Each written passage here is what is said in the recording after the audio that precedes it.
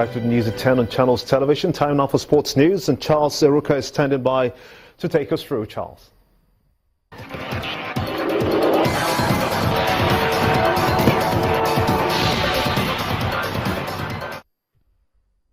Welcome to Sports News. Head coach Florence Omagbemi has invited 30 players to the camp of the Super Falcons in preparation for next month's Women's Africa Cup of Nations. The list is made up of 8 foreign-based professionals and 22 home-based players. Former Africa Women Player of the Year Azizat Oshoala leads the overseas-based contingent, while Osinachi Ohale leads the home-based players.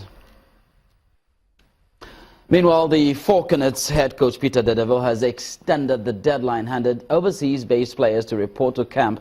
The quartet of Aminat Yakubu, Uchenna Kanu, Valerie Awelewa and Chinwendu Ihezuo failed to beat the October the 8th deadline given to them to report to the camp. Dedevo says the deadline was extended to October the 16th owing to the plea by the players to round up their Champions League matches for their respective clubs. And in club football, NPFL side Niger Tornadoes have sacked 11 players owing to their poor form during the 2015-2016 league season. The Minna-based side finished in 12th position in the top flight campaign on 49 points, 14 behind winners Enugu Rangers. And for the first time, the world's football governing body FIFA has been targeted in a lawsuit. A Bangladeshi man claims to have been harshly exploited while working on a 2022 World Cup facility in Qatar and is suing FIFA for allegedly failing to use its influence to ensure that workers are fairly treated. Foreign workers outnumber the local workforce by nearly 20 to 1 and can be jailed or deported for forming unions or holding protests. And that's it on Sports News. It's back to Gimba with the rest of the news at 10.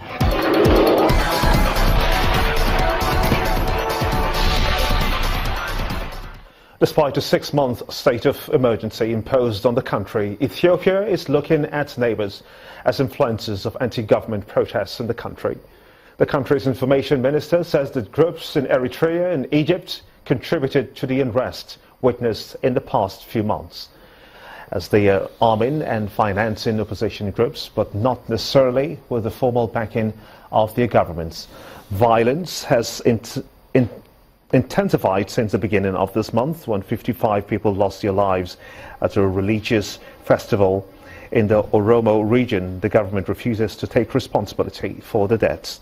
The accusations against Eritrea does not come as a surprise, though, as both countries have had a long-running dispute over borders. As for Egypt, relations are straining over Ethiopia's decision to build a dam on the Nile, one of the river sources of which flows from Ethiopia to Egypt. The government has promised to investigate recent deaths organized at protests. The United Nations is calling for massive response to the devastation in Haiti caused by Hurricane Matthew.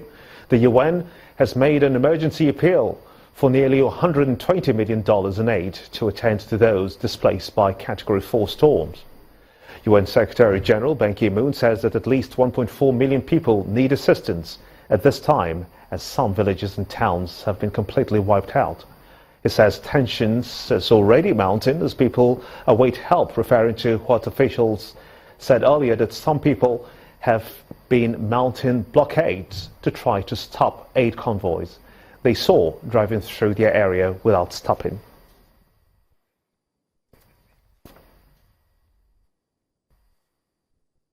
And on entertainment news tonight, Nollywood director Seyi Babatokpe hosts premieres of new movie When Love Happens Again. Mayowa Ogundele reports.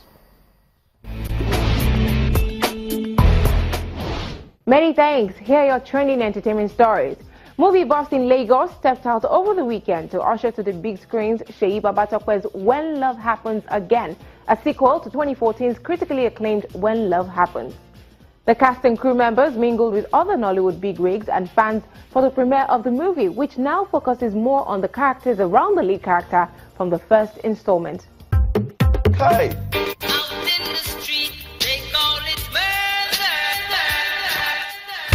My phone. See how they're leaning towards each other as if they want to kiss. Oh, Lord. Still talking movies, selected audience have previewed the much talked about fictitious movie Oloibiri about the unrest caused in the Niger Delta since the discovery of oil in the region. Again, cast and crew members led by Richard Mofe-Damijo, Olu Jacobs, Daniel K. Daniel and Taiwo Ajayi Lycett shared filming experiences with invited guests and colleagues. Destroyed Oloibiri, rivers and lands. If I had protested and held my ground in the 60s, all this will not be happening. Gunpowder. And to music now, where Dennis Oko-led entertainment imprint Destic World unveils new young acts, Mark Daro Obiora and Emmanuel Kalu at a mini concert in Lagos. The young singers, who although performed as individual acts, also collaborated on a new track.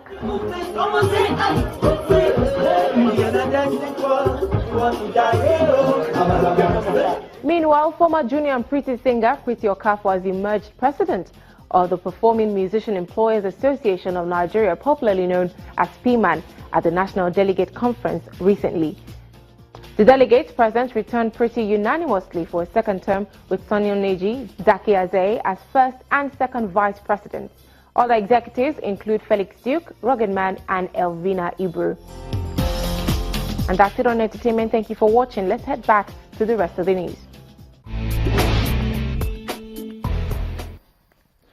And the main news again, the Department of State Services today released 7 federal judges who were arrested and detained over the weekend on corruption allegations. Meanwhile, the National Judicial Council has summoned an emergency sit-in for tomorrow to discuss the arrest and detention of the judges.